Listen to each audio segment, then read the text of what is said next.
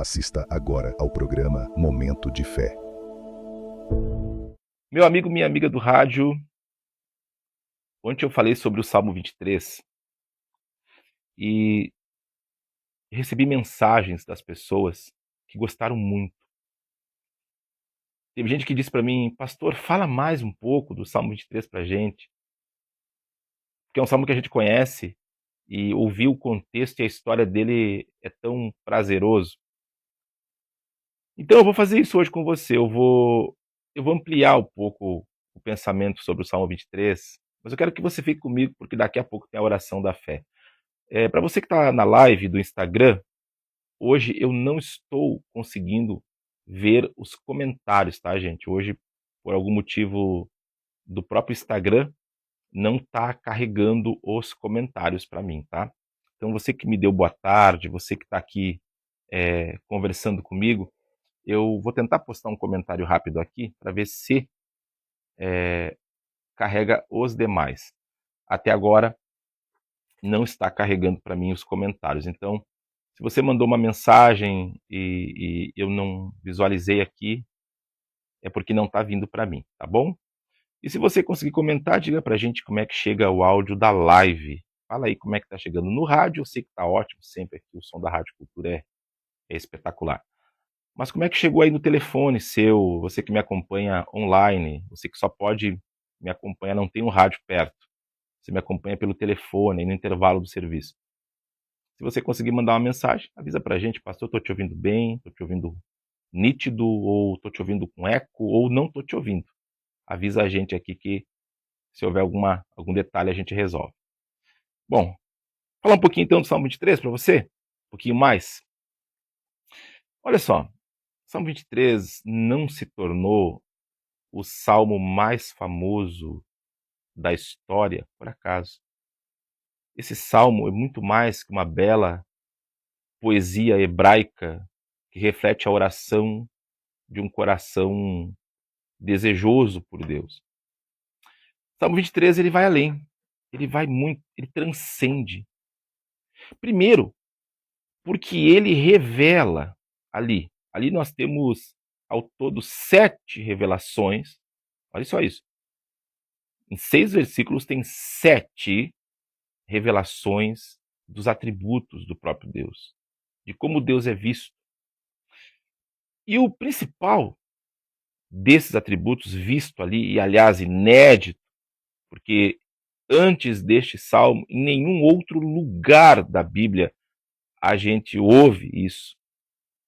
Essa revelação dada a Davi depois tornou-se um decreto. Ninguém antes tinha recebido essa revelação. E Deus se revelou a ele como o pastor. O pastor, para quem atua aí, para quem trabalha no campo, na criação de ovelhas, você sabe o que é o pastorear ovelhas. Você sabe como é que é o jeito da ovelha. Você entende as limitações que uma ovelha tem. Você entende como o animal ele age e como funciona o cuidar dele. Ela não vê perigo, né? Não enxerga o perigo, você tem que estar mostrando o caminho sempre, tem que estar indo, olhando, observando, ver se não tem buraco, não tem perigo, não tem serpente, não tem alguma coisa que possa trazer dor. E quando ela se machuca, ela cai, ela se fere, o pastor é aquele que presta os socorros ali. Ele cuida, ele trata da ferida, ele levanta aquela ovelha. E era justamente assim que Davi fazia com as ovelhas do pai dele, quando esta era a sua função. Uma vez que ele é ungido rei de Israel, ainda que não ocupasse o cargo imediatamente, mas que ele passa, após vencer Golias, a integrar as turmas militares de Saul, do rei Saul. Ele passa, ainda que não tinha idade militar, ele entra precocemente no exército pelas suas habilidades, e ele começa a ter sucesso em suas incursões militares. Ele vira alvo de uma perseguição terrível, implacável, maldosa, cujo objetivo era não puni-lo, não prendê-lo, não dar uma lição nele, não, o objetivo era matá-lo mesmo. Um dia Davi estava escondido, como se fosse um criminoso, em um lugar deserto, um lugar onde não havia ninguém. Ali estava ele, diante de um gramado interminável, uma região onde não havia pessoas, e ele olha para aquele lugar e quando o coração dele quer se sentir sozinho, ele olha para tudo aquilo sem saber o que seria do amanhã, não tinha garantia de alimento, não tinha garantia de sustento, não tinha garantia de ninguém, não tinha amigo ali, não tinha parente, não tinha ninguém. E quantas vezes nós estamos numa situação exatamente parecida com a de Davi? Davi tinha família, tinha pai, tinha mãe, tinha irmãos, mas ninguém podia fazer nada por ele. Quantas vezes as pessoas estão na mesma condição? Você tem família, mesmo que eles queiram, eles não podem fazer nada por você, eles não podem te ajudar. Eles choram contigo até, mas eles não conseguem te ajudar. O que faz tu te sentir sozinha, sozinho. Numa hora dessas, perseguido, com medo. Você imagina as noites que Davi dormia. Você imagina dormir sabendo que alguém que está te caçando, quer te matar.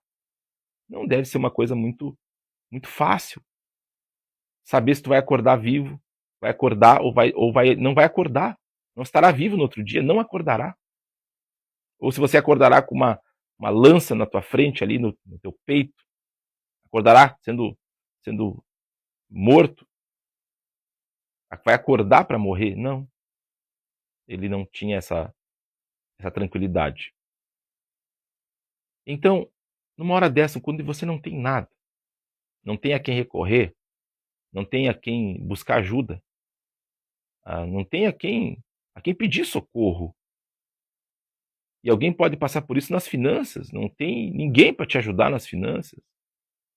Não tem ninguém para te ajudar para pagar essa dívida, para retomar o seu crédito, para te ajudar a sair da parcela atrasada do carro, ou da casa, ou da moto. Não tem ninguém.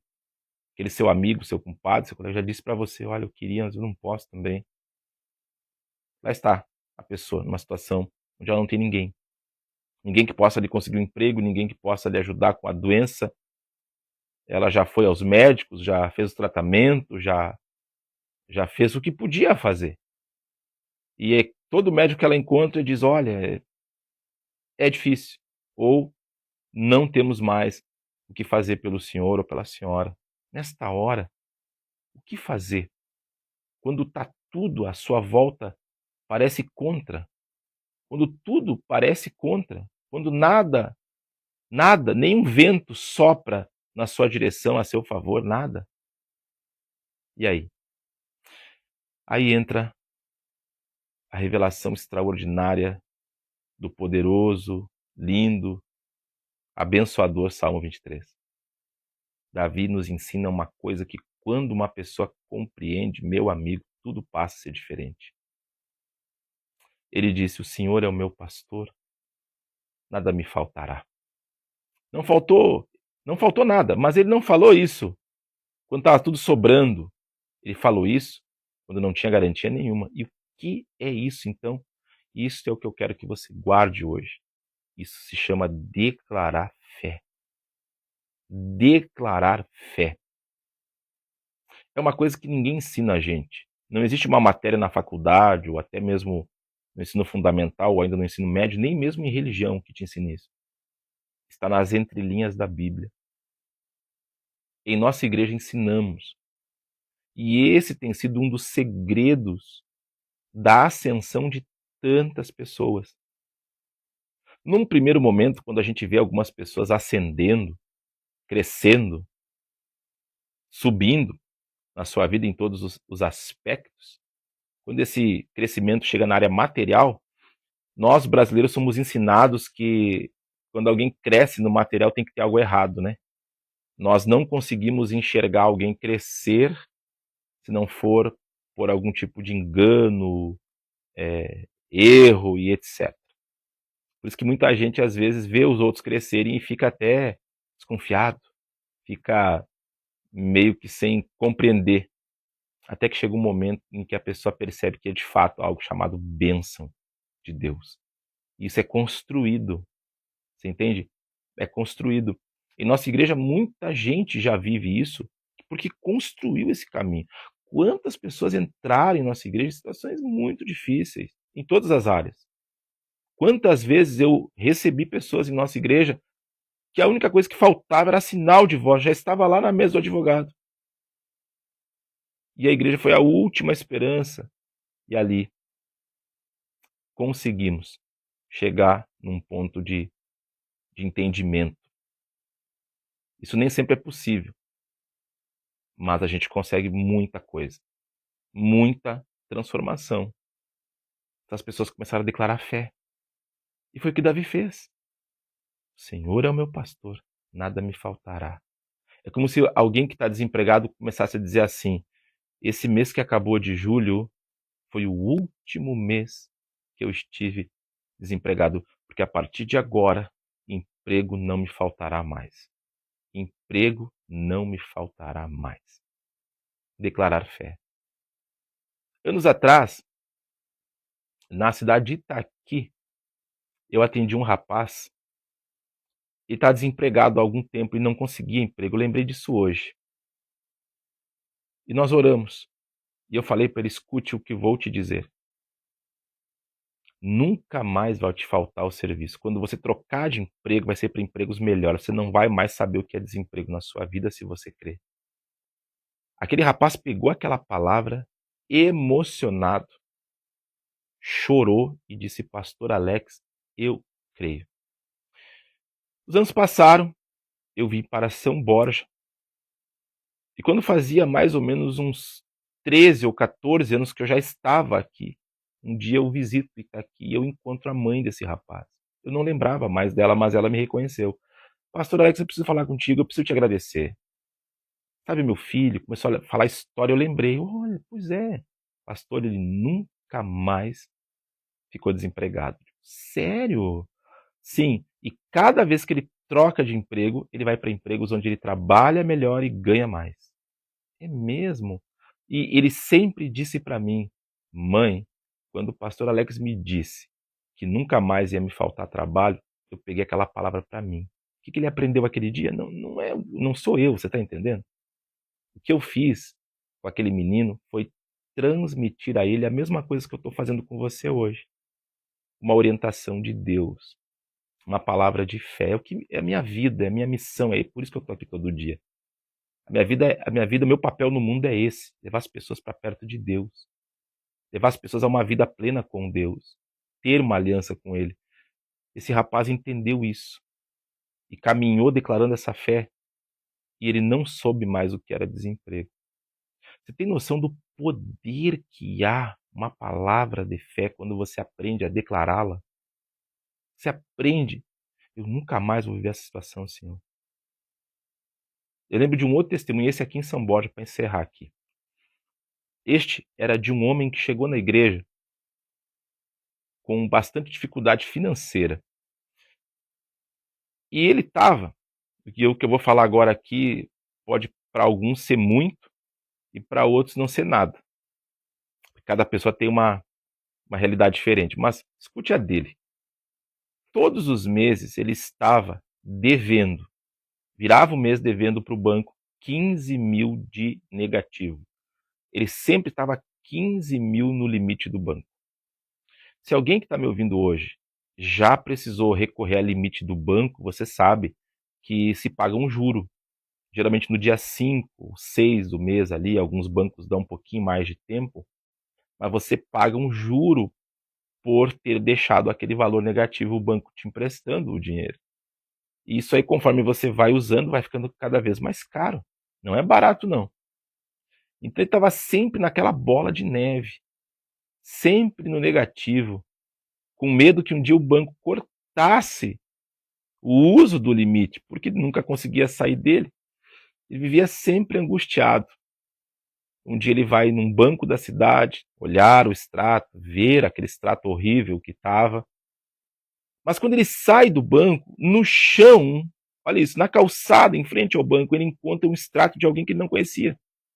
Era um extrato simples, era um saldo, na verdade. Que é aquele resumido. Ele olha e ali tinha um saldo positivo de alguém, ele não sabia quem era, de R$ 15.000. Ele olhou, nem reparou o nome da pessoa. Viu só que não conhecia, ele pegou, colocou no bolso e levou para casa. Porque ele tinha escutado um dia antes na igreja uma palavra sobre declarar fé. Então ele foi para casa, pegou aquele extrato de alguém que ele não conhecia e disse: meu Deus, esta pessoa vive exatamente o oposto do que eu. Eu estou com 15.000 negativo e ele está com 15.000 positivo. Pois eu digo, chegará o dia que o meu extrato vai ser igual ao dele. Eu declaro que eu vou sair desse ciclo de dívida e eu vou me levantar. Eu vou fazer a minha parte, Senhor. Eu vou me organizar nas minhas contas, eu vou trabalhar duro, eu vou recuperar, mas sem a sua bênção eu não consigo, eu reconheço isso. E ali começou uma nova história para esse homem. Que claro que eu não vou citar o nome por ética, mas é muito forte. Eu não estou dizendo aqui para você que o saldo negativo sumiu, né, e que você deve fazer o mesmo, não pagar suas coisas e que Deus vai... Não estou dizendo isso. Não estou dizendo que Deus... você não precisa fazer nada. Não, também não estou dizendo isso. Mas eu preciso dizer que tem muita gente que se esforça, que luta, que batalha e não consegue também sair desse ciclo negativo. Porque existe algo chamado favor de Deus, que é quando Deus coloca a mão e Ele quer colocar para todos, mas todos que pedem a Ele, que buscam, Ele não invade, não chega te entregando o que você não pediu e não quer. Mas quando a pessoa descobre isso, gente, é lindo de ver. O que eu ouço toda semana, pastor, Deus mandando cliente na minha empresa, as coisas dando certo, Deus encaminhando tudo para mim aqui no meu tratamento médico, enfim. É tanto testemunho que emociona só de a gente imaginar. Quer dizer a você é que mesmo numa situação difícil, só reclamar, só sentenciar que não vai dar certo, que é a reação natural de muita gente. Meu Deus, eu sou sem sorte, eu nunca vou ser feliz. Que a pessoa, aí que está o nosso grande aprendizado. Nós, de alguma forma, associamos a situação que estamos com a fé que temos que ter, e não é desse jeito. A fé é para você romper a situação. A fé não está ligada à sua situação, ou seja, a situação que você está não diz quem você é. Ela pode dizer escolhas erradas que fizemos, ou até passos errados que damos, ou ainda situações que fizeram com a gente. Mas elas não são o que a gente é. Nós podemos mudar isso a qualquer momento. E tudo começa pela fé. A fé faz você se reconectar com Deus, se levantar, rever o seu valor, se reposicionar para, enfim, se levantar.